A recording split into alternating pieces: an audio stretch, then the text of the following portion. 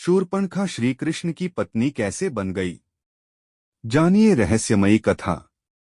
शूर्पणखा को कौन नहीं जानता। आम जनमानस में उनकी छवि एक राक्षसी की है, एक ऐसी महिला जिसने राम लक्ष्मण से प्यार का इजहार किया, लेकिन दोनों के ठुकरा देने के बाद युद्ध की स्थिति बनी, अंत में अपने ही कुल के नाश की कारण बनी। लेकिन इसके बावजूद वो कृष्ण की पत्नी बनी, उसका उद्धार हुआ। बड़े बड़े ऋषिमुनि कठोर तप के बाद भी ये सुख हासिल नहीं कर पाते जो शूर्पणखा को ये आशीर्वाद मिला।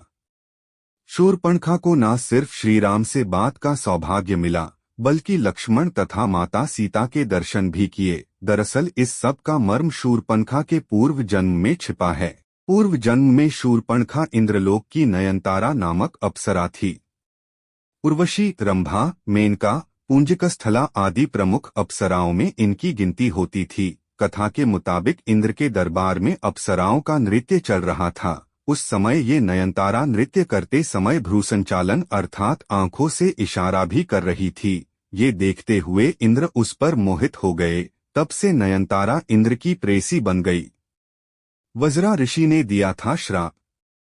उस काल में पृथ्वी पर वज्रा नामक ऋषि घोर तपस्या कर रहे थे। इंद्र ने नयनतारा को उनकी तपस्या भंग करने के लिए भेजा, लेकिन वज्रा ऋषि की तपस्या भंग होने पर उन्होंने अप्सरा को राक्षसी श्राप दे दिया।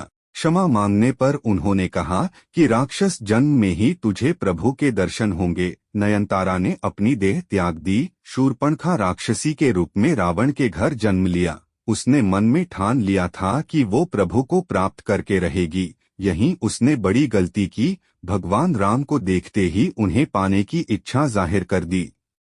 अहंकारमय थी शूर्पणखा। शास्त्रों में बताया गया है कि ब्रह्मा को प्राप्त करने की एक प्रक्रिया होती है जो भक्ति और वैराग्य के सहारे ही संपूर्ण होती है, जबकि शूर्पणखा ने ऐसा नहीं किया। उसने भक्तिरूपा माता सीता तथा वैराग्य रूपी लक्ष्मण के पास न जाकर सीधे ब्रह्मा को पाने की कोशिश की। वो सीधे राम को हासिल कर भक्ति को ही अलग कर देना चाहती थी। अगर वो वैराग्य का आश्रय लेती तो प्रभु को प्राप्त कर सकती थी, लेकिन वैराग्य को नकार कर अहंकार में सीधे प्रभु के पास जाना उचित समझा। प्रभु ने शूर्पणखा को उचित प्रक्रिया का ज्ञान करना के लिए उसे वैराग्य रूपी लक्ष्मण के पास भेजा, लेकिन लक्ष्मण ने उसे पुनः प्रभु के पास भेज दिया। तब राम ने कहा, मैं तो भक्ति के वश में हूँ। तब शूर्पणखा सीता माता के पास गई, लेकिन वहां भी एक अपराध कर बैठी। सोचा प्रभु इसके भक्ति के वश में है, इसलिए इसे ही खा जाऊं।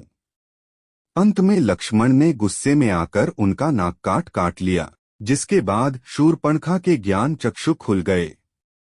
बनी कृष्ण की पत्नी। करीब 10,000 साल बाद भगवान शिव ने शूर्पणखा को दर्शन दिए, साथ ही वरदान दिया कि 28वें द्वापर युग में जब श्री राम कृष्ण अवतार लेंगे, तब कुबड़ा के रूप में तुम्हें कृष्ण से पति सुख की प्राप्ति होगी। तब कृष्ण तुम्हारी कुबड़ ठीक करके वही नयनतारा अप्सरा का मनमोहन रूप देंगे। और ऐसा ही हुआ। शूर्पणखा को अंत में अप्सरा का मोहक रूप भी मिला। वो भगवान की सहचर्या भी बनी। आगे की कहानी दूसरी वीडियो में देखेंगे। ऐसी ही मजेदार वीडियो देखने के लिए हमारे चैनल को सब्सक्राइब करें।